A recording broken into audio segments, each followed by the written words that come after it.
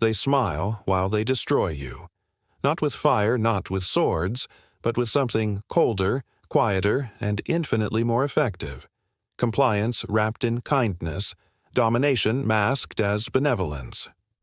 The most dangerous form of tyranny is not the one that announces itself with brutality, but the one that arrives with a friendly face and a polished voice, asking only for your cooperation, assuring you it's all for your own good.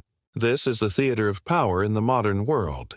Clean, sharp suits, choreographed compassion, and invisible chains. And what is more disturbing, what rends the soul with a subtle violence, is that we are complicit in this play. We volunteer for the performance. We clap when the curtain rises. We bow when the master enters.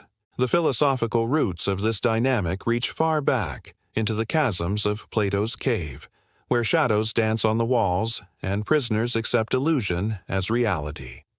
We laugh at their ignorance, these prisoners, but the truth is far more unsettling. We are them. Except the cave is now digital, adorned with glowing screens, curated narratives, and data-driven dreams. We are chained not by force, but by preference, by the psychological seduction of convenience, comfort, and the narcotic of entertainment. Aldous Huxley warned us more precisely than Orwell that we would be drowned not by pain, but by pleasure. We wouldn't need to be oppressed. We would beg for the chains because they came laced with dopamine. History is a graveyard of civilizations that smiled their way into oblivion. Rome celebrated spectacles while rot infested its foundations. Weimar Berlin danced while fascism stirred in smoky corners. And now, we scroll and swipe as the algorithms mold our thoughts, as surveillance becomes synaptic, embedded in every desire we express online. We are not watched. We are mapped, predicted, nudged. The predator has become predictive. And they smile. But who are they? This question burns with conspiratorial implication, but it need not be dipped in paranoia to matter. They are the architects of systems, the weavers of narratives, the custodians of power who understand one truth. Control is most effective when it feels like choice. They are not a cabal in the shadows, but an ideology in the light. They are the economic interests that shape cultural appetites, the political incentives that reward distraction over depth, the social institutions that normalize self-surveillance as virtue. They exist in every boardroom that trades human attention like currency, in every platform that optimizes engagement at the cost of introspection. They are not hidden. They are embedded. Psychologically, this manipulation thrives on a deep vulnerability in the human psyche, the need to belong, to be validated, to matter. In our evolutionary wiring, rejection meant death, and so we conform, not because we are weak, but because we are designed to survive. But this survival instinct is now weaponized against us. The likes, the shares, the retweets, they are not just metrics. They are mirrors, reflecting a curated self that slowly replaces the authentic one. And the more we engage with this simulation of meaning, the more we disintegrate internally. The philosopher Byung-Chul Han speaks of the burnout society, where individuals are no longer oppressed by others, but by themselves. We internalize the demands of productivity, self-optimization, and digital visibility.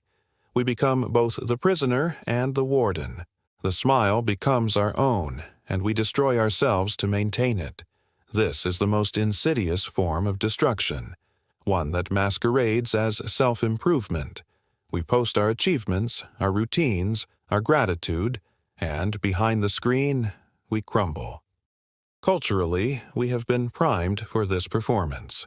The myth of the self-made individual, the hero's journey sanitized for Instagram, the relentless pressure to turn every moment into content, all of this forms a web in which we are both spider and fly. Our stories are no longer ours. They are commodities. Our pain, our joy, our identity, all filtered, edited, packaged. We are told to express ourselves, but only within the parameters of the algorithm. Go too far, and you vanish. Stay in line, and the machine rewards you. And they smile. This is not just cultural decay, it is metaphysical erosion, when meaning becomes mediated entirely through screens, through metrics, through monetization. We lose the sacred. Not in a religious sense necessarily, but in the existential one. The sacred is what cannot be bought, cannot be optimized, cannot be consumed. It is mystery, silence, depth. But our culture despises silence. It fills every space with noise, every gap with content, every breath with branding. In such a world, the soul has no refuge, and so it withers, quietly, behind curated smiles. Yet the tragedy is not that we are deceived, but that we no longer care. We've grown numb, desensitized, indifferent. Cynicism has become a shield, irony a defense mechanism. We laugh at the absurdity, meme the horror, and scroll past the suffering. But numbness is not neutral. It is surrender. It is the abdication of responsibility. It is how they win. Because while we smirk, they build. While we distract ourselves, they consolidate. While we joke, they legislate. The only resistance is consciousness, painful, relentless, lucid consciousness. To see through the smile, to feel the weight of every manipulated image, to interrogate every impulse. Who benefits from my attention right now? Who profits from my distraction? Who is shaping my thoughts without my consent?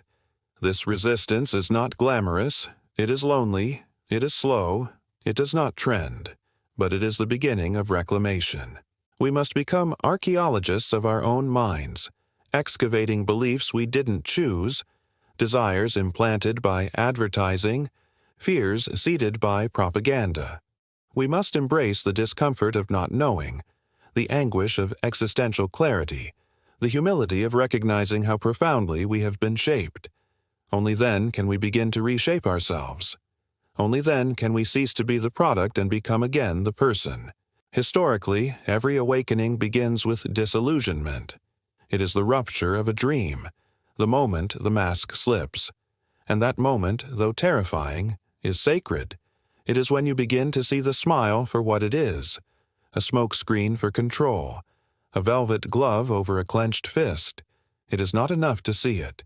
You must name it, speak it, resist it, not with violence, but with presence, with refusal, with the radical act of attention. Because if they smile while they destroy you, then the most revolutionary act is to stop smiling back.